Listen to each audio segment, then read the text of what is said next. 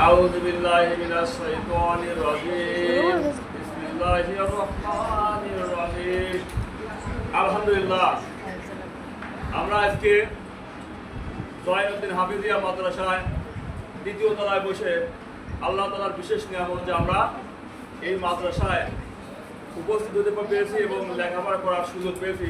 আল্লাহ তাআলার নিকটে আমরা সেই শুকরিয়া আদায় করি এবং আমরা এখানে আলোচনা করছি বিশ্বনবীর জীবনী, যে নবীর জীবনী পাঠ করে অনেক বেধর্মীরা মুসলিম ধর্ম গ্রহণ করছে এবং আমাদের নবীর জীবনটা পৃথিবীর একটা বিরল প্রকৃতির জীবন। আমাদের নবীর জীবনে এক বিন্দু মাত্র ভুল নাই। আমাদের নবী আয়েশাকে যখন বিয়ে করেন, বিয়ের ঘটনা দেখো, আমি তোমাদের আয়েশার বিয়ের ঘটনাগুলো আজ আলোচনা করবো তোমাদের সাথে। আমাদের নবীর যখন ফেরেশতা রুমালের ভিতরে তিনটা ছবি নিয়ে এসে দেখালো যে আল্লাহর বন্ধু দেখেন এই চেহারাটা আপনার পছন্দ হয় কিনা।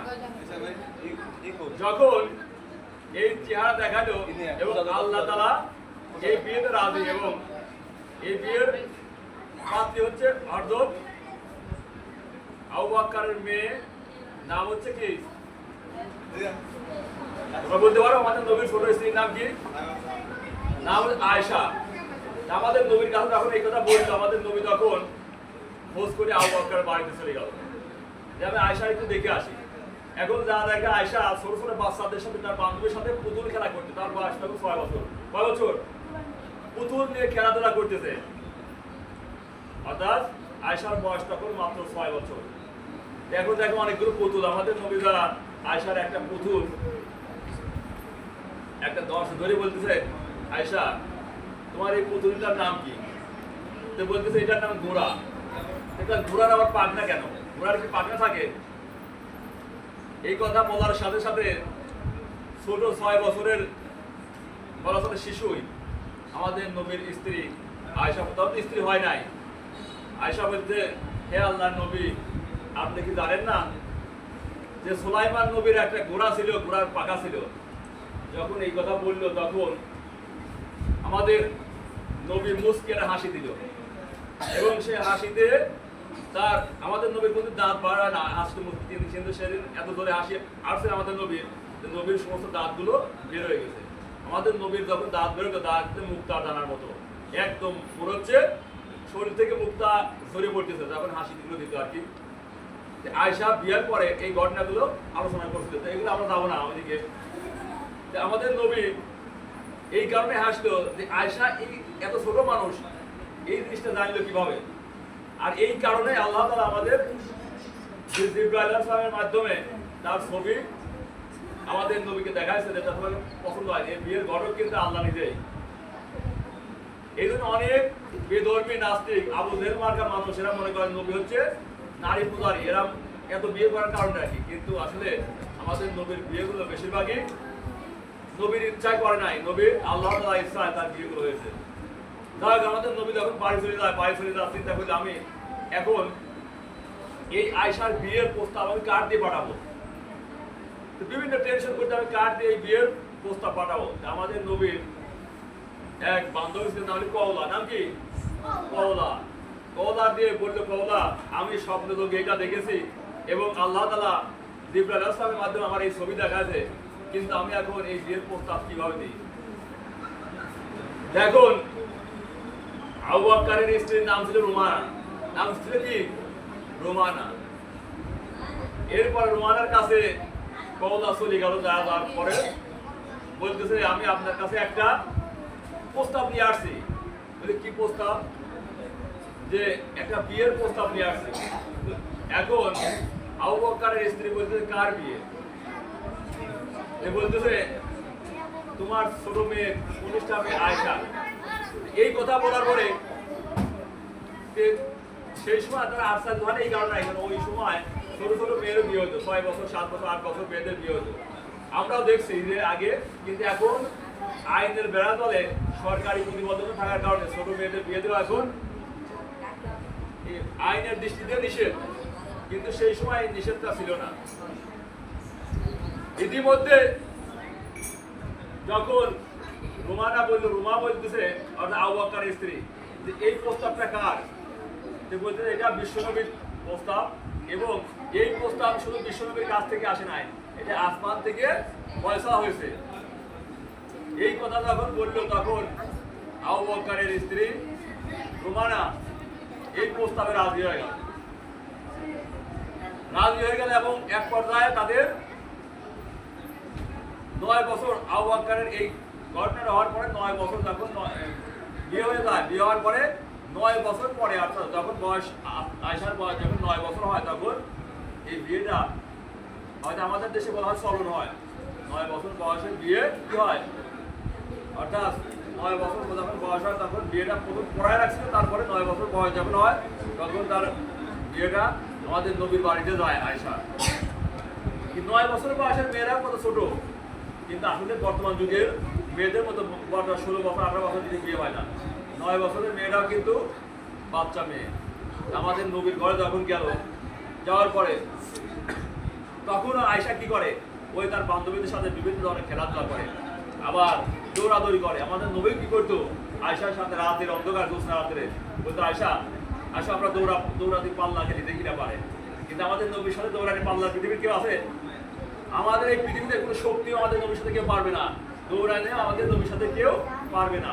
কিন্তু তারপরে আয়েশার সাথে যখন দৌড় প্রতিযোগিতা দিত, আমাদের নবীকে আশ্চর্য দৌড় দিত, তাতে আয়েশা ফার্স্ট হওয়া যায়।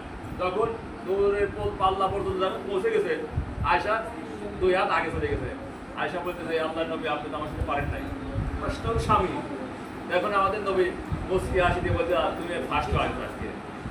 আর একদিন আবার আরেকদিন দোষ রাত্রে এরকম আয়েশা আজকে দৌড় পাল্লা দৌড় পাল্লা দিতে নবী সেদিন একটু জোরে পাল্লাতে আগে চলে গেছে। আয়েশার একটু মন খারাপ, নবী বলতেছে আজকে কাল আগের দিন তুমি পারি গেছিলে, আজকে আমি পারি গেছি সমান সমান আগে। কিন্তু নবী তার মনে কষ্ট দিচ্ছে না। এখন আয়েশা তো ছোট মানুষ, তো বোঝে নাই, কিন্তু নবীদের দৌড় দিতে পারে। আয়েশা কেন, পৃথিবীর এমন কোনো মানুষ নাই যে নবীর সাথে দৌড় প্রতিযোগিতা পারার ক্ষমতা কারণ নাই। কিন্তু বিশ্বনবী ব্যালেন্সটা রাখতে কি জন্য, যাতে তার স্ত্রীরা তার প্রতি কি থাকে, ভালোবাসা থাকে। এই আয়েশাই বর্ণনা করে, নবী একদিন নবীকে গোসল করার জন্য জল চোখে গোসল করাবে, কিন্তু মানে ঘটনা চক্রান্তে আয়েশার পা চলে গেছে ওই জল চোখের নিচে। আমাদের নবীর ওজন কতটা জানো তো? আমাদের নবীর ওজন একদিন আলী, এদিন যাবো না, এদিন ঘটনা বলতে গেলে 3 দিন কেটে যাবে। আলী একদিন শুধু চলতে চাইছে যে নবী আমার কাঁধের উপর আপনি উঠে এই মূর্তিটা ভাঙেন। কেবল একটা পাও দেশে আলী এমন যে চিৎকার মারছে, আমি বললাম মনে হচ্ছে পাহাড়টা নিয়ে এসে আমার পায়ের গায়ের উপর দেশে। বুঝতে পারছো? আমাদের নবীর যেমন শক্তি ছিল, যেমন কি ছিল, দেহ ছিল, এই কোমর ছিল চিকন, আর এই বক্ষ ছিল খুব চওড়া। বুঝতে পারছো? আমাদের নবীর প্যাট ছিল 6 প্যাক। এই যে বিধান আল্লাহ বলতে বলার কারণে সারা বাংলাদেশ টোল পাওয়ার শুরু হয়ে গেছে। বুঝতে 6 প্যাক মানে কি, সে হচ্ছে সুঠাম দেহের অধিকারী।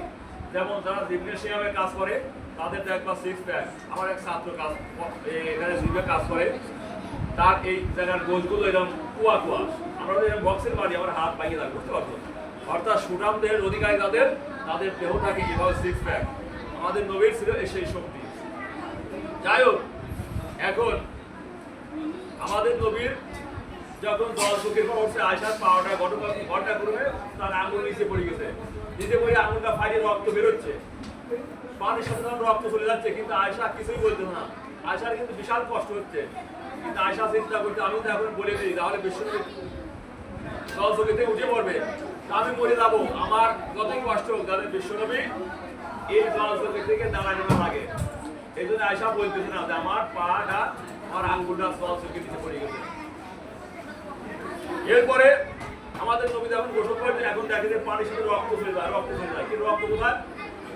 আয়েশার কাছে দেখো, আয়েশা এই রক্ত দেখা না, এই রক্ত কোথা থেকে আসে? তখন আয়েশা বলতেছে, হে আল্লাহর নবী, আপনি যখন এই জল চোখটা যখন এখানে সেট করেন, তখন জল চোখের পায়ে নিচে আমার আঙুল পড়ে যায়, কিন্তু আঙুলটা পড়ে আঙুলটা ফাটিয়ে রক্ত বেরোচ্ছে। কত বড় নাই কেন দেখো? আমি বলি নাই যে আপনি আবার তারা নামবেন এখান থেকে।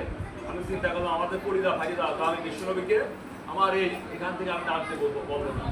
চিন্তা করো তার বিশ্বনবীকে কত ভালোবাসে। আমাদের নবীর ঘরে কোনো স্বাধীন ছিল না কোনো টাইলস, ছিল না কোনো বিল্ডিং ঘর, কিন্তু তার ঘরে ছিল প্রচুর পরিমাণ ভালোবাসা। স্ত্রীরা তাকে এত ভালোবাসতো এবং যে ভালোবাসাগুলো আমাদের বিশ্বনবীর দৃষ্টান্তে স্থাপন করেছে। এইভাবে যদি স্বামী স্ত্রীর ভিতরে ভালোবাসা থাকে তাহলে পৃথিবীতে আর কোনো দ্বন্দ্ব পেশাদ আসে না। প্রিয় উপস্থিতি, তাহলে আমাদের এটা থেকে শিক্ষা বিশ্বনবীর জীবনে যে আমাদের নবীর ঘরে কোনো কি ছিল না, তেঁতুলের পাতার ঘর ছিল, আর ছিল কোনো প্রকার টাইলস বা বিল্ডিং কিছু ছিল না, কিন্তু ঘরে পরিপূর্ণ ছিল ভালোবাসা। তার ভিতরে এক বিন্দু মাত্র ভালোবাসা আর কম ছিল না।